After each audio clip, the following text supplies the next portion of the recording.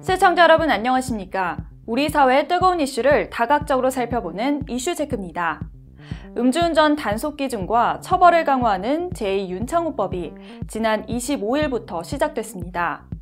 경찰은 개정 도로교통법 시행에 맞춰 앞으로 2달간 전국적으로 음주운전 특별단속을 벌이는데요. 법이 개정된 지 아직 잘 모르는 시민들도 있어 첫날 새벽부터 줄줄이 음주운전으로 적발된 운전자들이 많았습니다. 오늘 이슈체크에서는 강화된 제2윤창호법에 대해 살펴보겠습니다. 먼저 첫 번째 이슈체크에서 강화된 제2윤창호법의 내용을 살펴보겠습니다. 제2윤창호법의 정식 명칭은 특정범죄 가중처벌 등에 관한 법률 도로교통법 개정안입니다. 지난 25일 처음 시행된 개정안에 따라 면허정지 기준은 기존 혈중 알코올 농도 0.05% 이상에서 0.03% 이상, 면허 취소 기준은 0.1% 이상에서 0.08% 이상으로 강화됐습니다. 음주운전 처벌 기준도 현행 징역 3년, 벌금 1,000만 원에서 징역 5년, 벌금 2,000만 원으로 상향 조정됐습니다. 강화된 단속 기준인 혈중 알코올 농도 0.03%는 일반적으로 소주 한 잔을 마시고 1시간가량 지나 취기가 오른 상태에서 측정되는 수치인데요.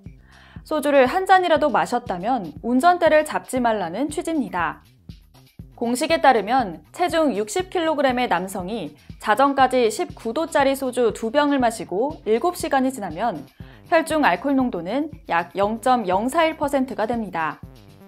과거 기준이라면 이 상태로 운전하다 적발돼도 훈방됐지만 개정법 시행으로 이제는 면허가 정지됩니다. 법 시행에 따라 전날 과음을 한 뒤 충분한 휴식 없이 운전대를 잡을 경우 숙취운전으로 적발될 가능성이 커졌습니다.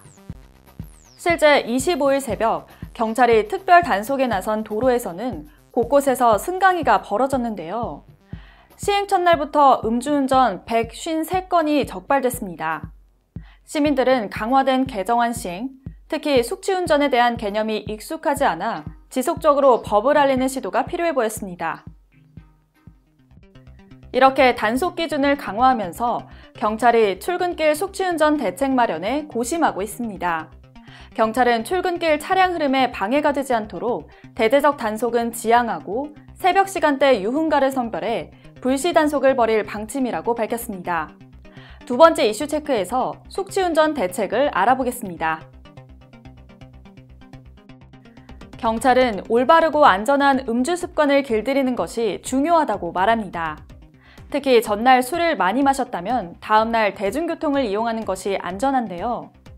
통계에 따르면 70kg의 성인 남성을 기준으로 소주 한 병을 마셨다면 적어도 4시간 6분 정도는 쉬어야 알코올이 분해되고 60kg의 성인 여성의 경우는 6시간 정도 소요됩니다.